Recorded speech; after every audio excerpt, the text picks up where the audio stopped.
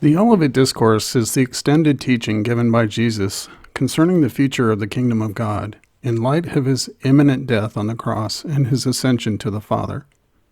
The discourse takes place on the Mount of Olives, where Jesus and his disciples were camped out for the night, sitting around the campfire to hear and learn from Jesus.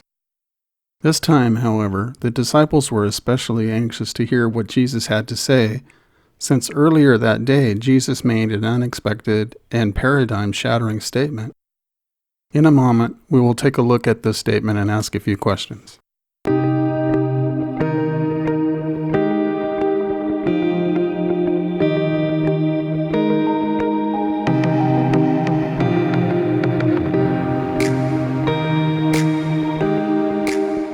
The discourse is found in all three synoptic Gospels, Matthew 24, Mark 13, and Luke 21.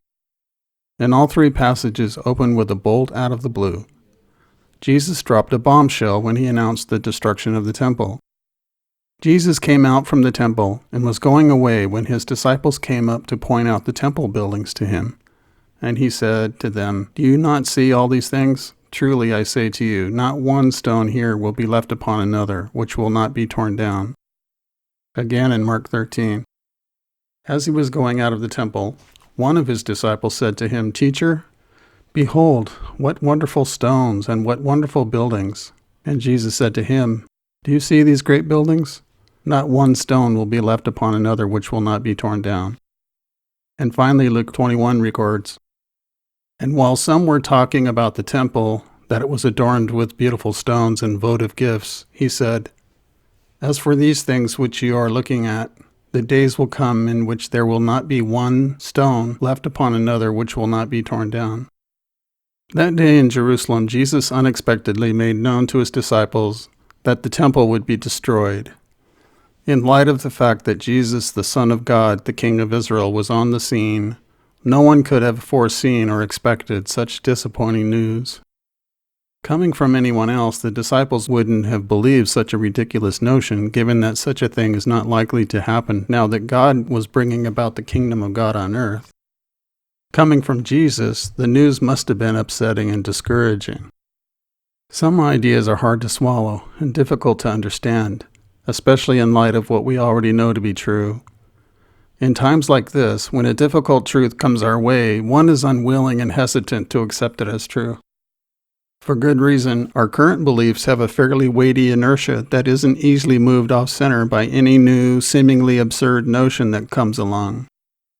This level of incredulity was no less true with Jesus' disciples, who learned over time and with many proofs to trust the word of their master and friend.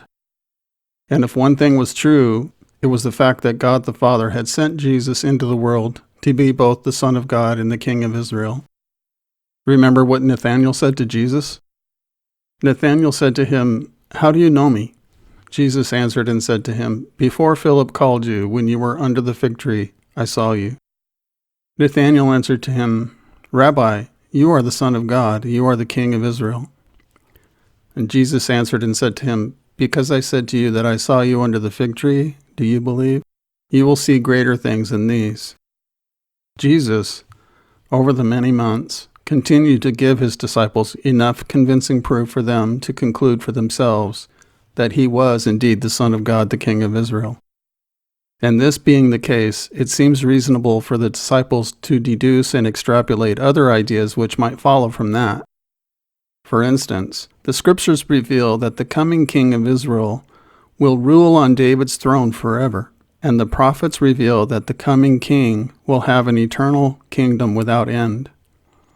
Therefore, it would be reasonable to conclude that God the Father would never allow any harm to come to his Son. At least this is what Peter thought. Matthew 16. From that time, Jesus began to show his disciples that he must go to Jerusalem and suffer many things from the elders and chief priests and scribes, and be killed, and be raised up on the third day. Peter took him aside and began to rebuke him, saying, "God forbid it, Lord, this shall never happen to you." But he turned and said to Peter, "Get behind me, Satan. You are a stumbling block to me, for you are not setting your mind on God's interests but man's." Whoa, another bombshell statement.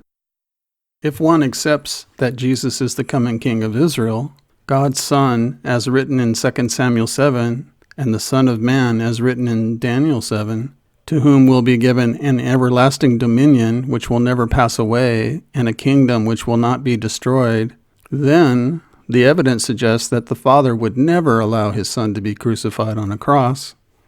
Who could believe such a ridiculous notion, given that such a thing is not likely to happen? But it did.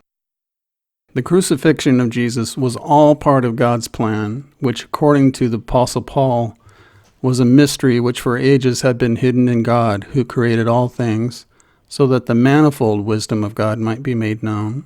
Ephesians 3:9. Salvation history, as it turns out, was to be much grander and much more intricate than one might have expected. God's salvation of the world has many different elements, circumstances, and situations that play out over a vast time scale. If there's one message in the Olivet Discourse, it is this. After Jesus goes away and before he returns, a lot of history will take place, which means that Jesus will be away a long time, a long, long time. And given this reality, his disciples, including us, must be prepared to endure a long delay. Prophecy is not given to skeptics so that they might be convinced to change their minds. Rather, prophecy is given to those who already have come to trust in God and his Son Jesus so that they might have hope during these times when it seems like all other lights have gone out.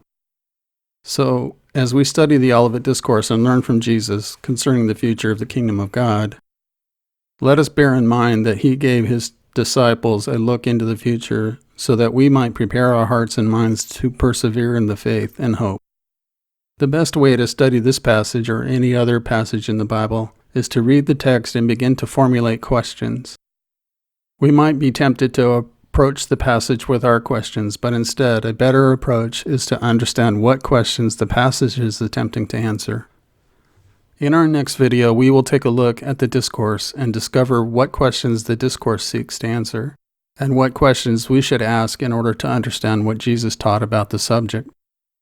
I hope you enjoyed this video and I found it helpful to your own studies. If you did, please click like and subscribe. Thanks for watching.